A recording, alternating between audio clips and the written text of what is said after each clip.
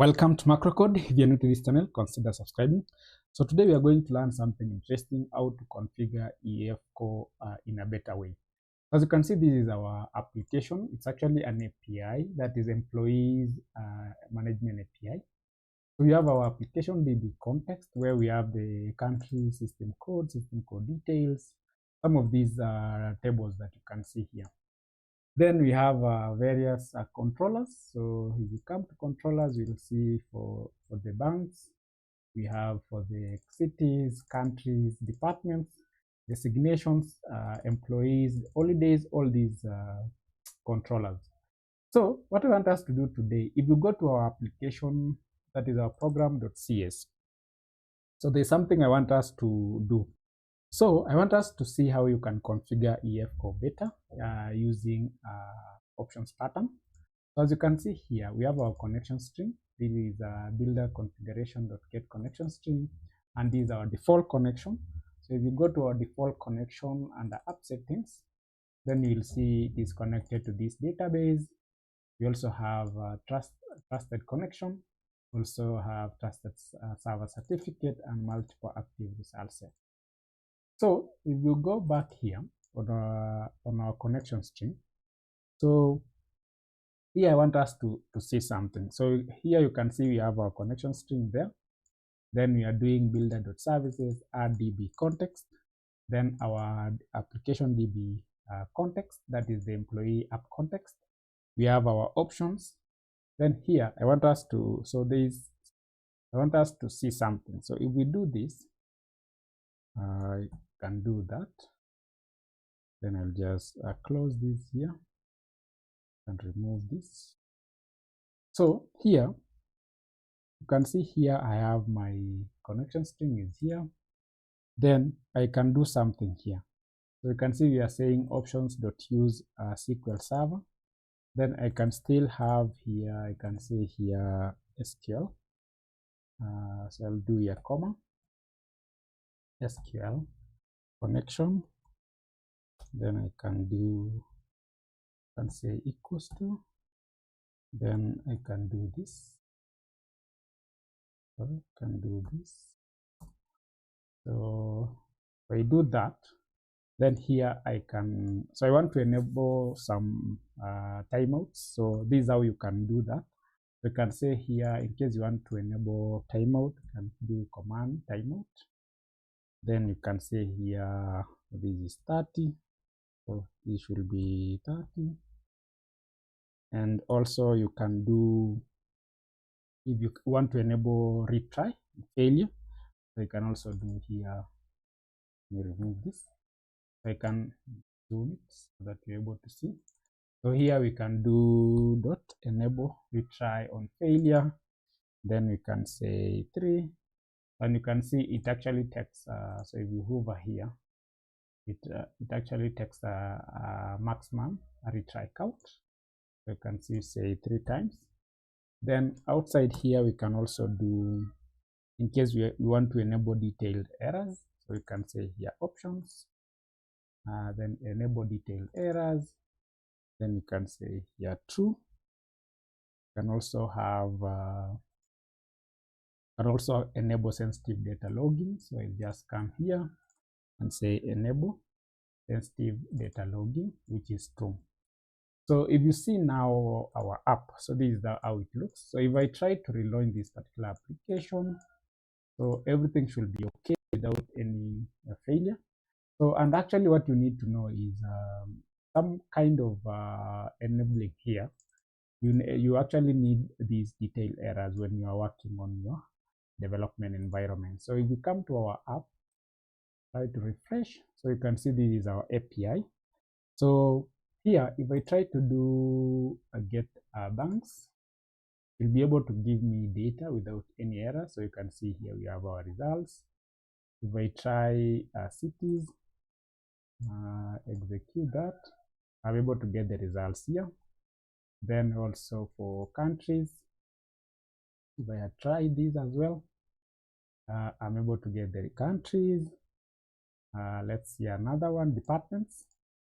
If I try departments, so there we go, we have our departments. If I also do designations, execute, I have my designations. So that goes a long way. So if we just try to update, I think for the employee, there is something there. But so that is not what we wanted to focus today.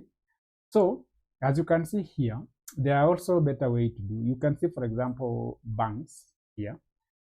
We are not, because this is, we are just getting banks. So instead of doing to list, so you can also try to enable as no tracking, because you are just pulling data. So this will actually improve the speed if you are trying to pull data. So this is one of the best way to actually improve speed when you are doing APIs. So, but that's not what we wanted to focus today. So you can see here, assuming we wanted to change these details, for example, the command timeout, which is in 30 seconds. Then you also have retry failure 3 times. If you want to switch off detailed errors in production, or also enable sensitive data logging, if you want to do this, and the application is running, so you cannot be able to do this. When in case of changes, we need to redeploy the application, which is not a better way to do things. So what I want us to do, if we go to our app settings, I want us to introduce another section. I'll just do here comma, then I'll say database options. I'll say database options, database options. Then I'll just have here, I'll just do this. So then I can have my, so I can do some things here. So I can say max,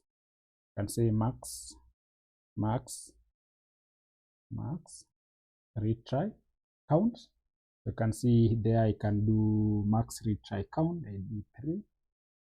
Then I also have let's say here is command timeout. I do here, I'll do here 30, what we just have there. Then I also have enable sensitive data logging. I do true. I can also do here, I can say, let me just, so this is false. You can also say enable detailed errors. So I can do this false, and also I can do this as false. So if we do this way, we can always manage our database options from this particular point. But now, how do we make use of this? So we are going to use option patterns. So option patterns in .NET Core provide a clean and flexible way to manage application settings. So that's what we want to demonstrate today, and enable you to actually be using options pattern when you're actually managing your application settings. So the first thing that I want us to do is I want us to create a model here, and we are going to call this database. So this is database options. So once you have our database options, then we can have our, so I'll do public string. So this should be string. So we have the connection. We'll do connection string. Then you can say this is empty. Then you can also have instead of database name, we can do here max. So what we need to ensure is the names on our app settings will match what we have on our model. I'll just paste it so that we don't have any issues. So I'll also zoom it. So here we have our max count. So we can also do another one. So this one should be, so if I go back here, I can take the command timeout. I can paste it here, which is also an int. We can also do enable sensitive data logging, which is bool. So I'll copy the name here, enable sensitive data logging. I'll paste it here. So if I just do this, there we go. So then if I zoom this a bit, so this should be this way. So I can also copy, so this should be this way. Sorry. And close it that way. Then we can have detailed errors. I'll also copy this, enable detailed errors, and do that. So this is now our database options. So the names, ensure the names should match what we have here. So if you don't have these matching, then you'll have a problem. So the next thing that I want us to do is to create, so let me create maybe a folder here. We can call this folder options, and you can even move our class. So let's move our class, this database option. I'll cut it here, and I can paste it here. So there we go. So I'll create another class called database option setup. Database options setup. So then this one I'll do here, inherit from iConfiguration, iConfigure options. We have iConfigure options. Then I'll have my database options there. Then here, as you can see, I need to implement, and we'll have our configure options there. So on our configure options here, I'll try to pick our connection strings. I'll say variable connection string equals to, but now for us to access our connection string, we need our iConfiguration. So I'll say here private read only iConfiguration. Sorry, this should be here. We'll be having it here. Then here you can say connection string should be iConfiguration. So you can see iConfiguration, that get connection. Then this is the default connection. So if we come here, we have this default connection. So then we say options, that connection string should be our connection. Remember our options, we have our connection string here. So we'll just assign the value now that we've found there. Now, the next thing that I want us to do is we need now to get the sections.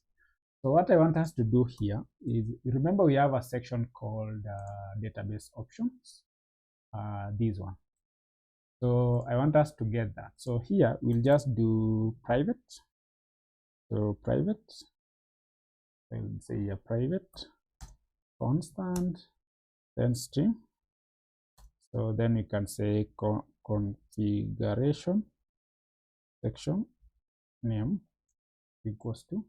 So I want us to get the name of the section, so which is database option. I'll just come here and say database options. So that is it. Then here we come here and we can say now our configuration, our configuration. So this is iConfiguration.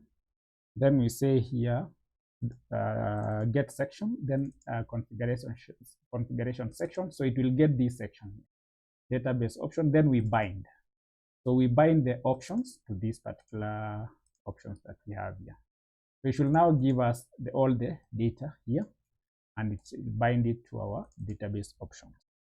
So since we have that, then we can go to our program.cs, just here.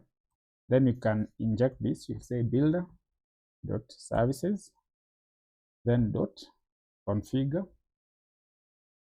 options.